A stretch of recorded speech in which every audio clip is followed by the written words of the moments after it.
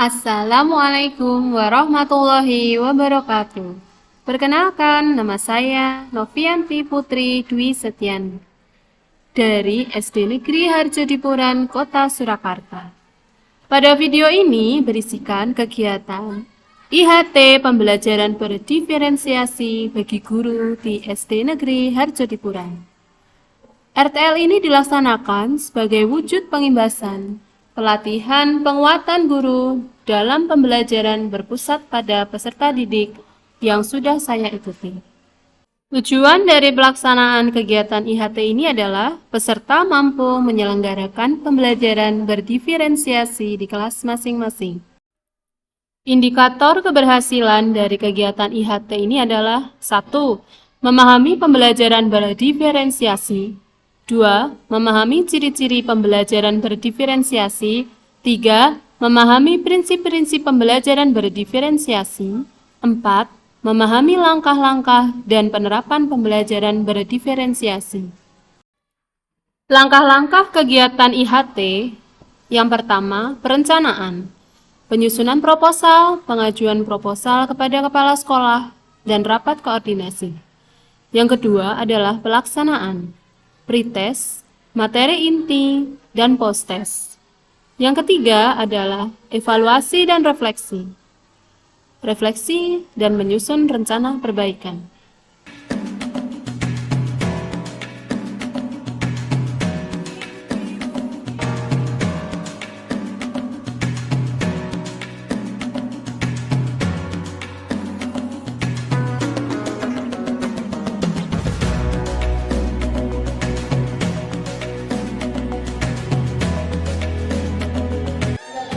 Pada dalam 1 minggu ini harus sudah melaporkan RTL ya Mbak ya. Demikian untuk sekilas wawasan tentang pembelajaran berdiferensiasi supaya nanti bisa diterangkan Ibu Putri yang gamblang ya. Untuk hari ini hari Selasa tanggal 19 September 2023, IHT pembelajaran berdiferensiasi bagi guru SDN Harjodipuran saya buka. Terima kasih, waktu saya kembalikan kepada Bu Putri.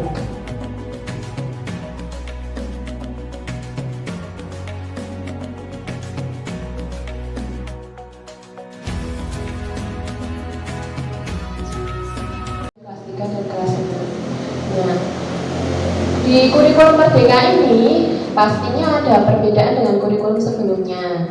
Nah, yang pasti sering kita dengar itu adalah istilah pembelajaran berdiferensiasi. Tujuannya apa dari IHT hari ini? Nah, saya berharap mudah-mudahan dari hanya kulitnya saja ini kita nanti bisa memahami apa itu pembelajaran berdiferensiasi. Lalu ciri-cirinya bagaimana, prinsip pembelajaran berdiferensiasi itu seperti apa, serta memahami langkah-langkah dan penerapannya pembelajaran berdiferensiasi di kelas masing-masing. Kita mulai dengan brainstorming dulu Bapak Ibu. Karena kita ini adalah seorang pendidik, pasti sering mendengar istilah berdiferensiasi. Nah, mengapa perlu pembelajaran berdiferensiasi? Kita termasuk sekolah inklusi dan peserta didik terdiri dari beragam bakat, karakter, berbeda sehingga butuh penanganan yang berbeda. Siapa itu? Tidak ada benar. Komplit Pak Heru. Apa nih? Siswa. Jenuh dengan perlu metode yang berbeda supaya nggak jenuh. Bu Wiwin, karena sebagai guru supaya bisa memahami, mengerti SDM siswa sedang cukup atau pintar. Belum dia bawa satu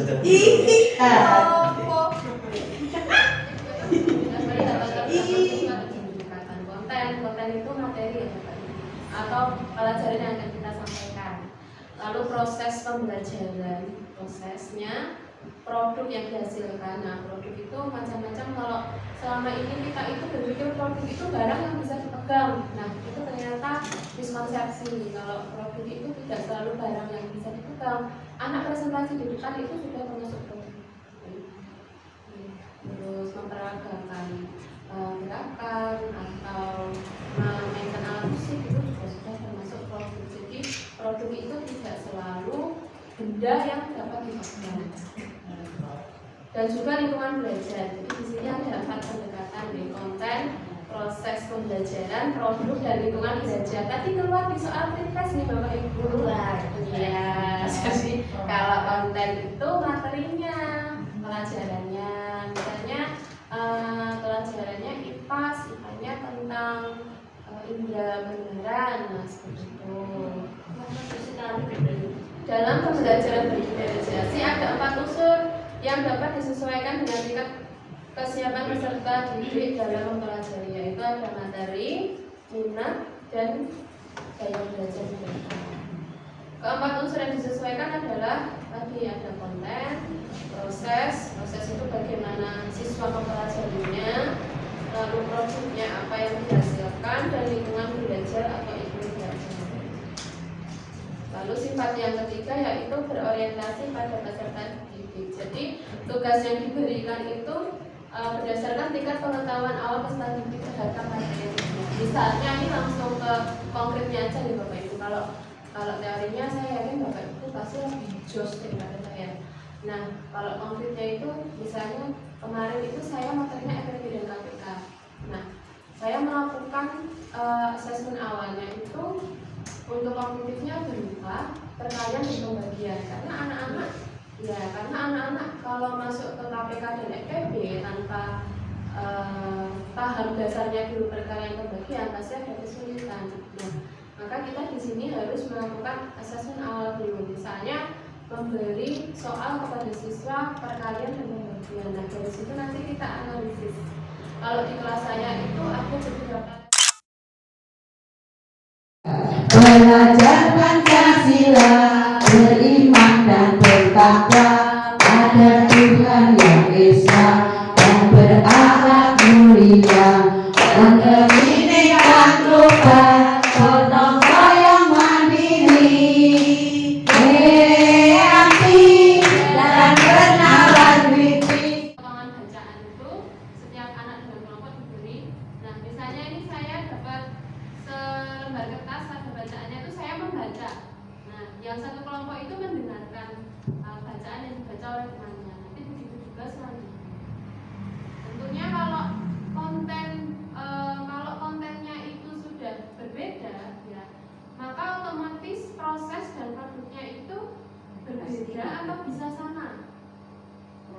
Nah, pasti nempel, perbedaannya tuh nempel. Jadi ikut otomatis jadi berbeda juga. Iya, 1 kali pembelajaran. Berarti praktek didampingi. Iya, jadi kalau di videonya ini kan Bu, prakteknya itu di luar tetap didampingi. Lah, yang anak-anak gaya belajar visual itu dengan kelompoknya, dengan audio tadi dengan kelompoknya juga. Tapi gurunya tetap melakukan monitoring ke setiap kelompok. Ini ada pertanyaan lagi Bapak Ibu untuk pembelajaran dan diferensiasi.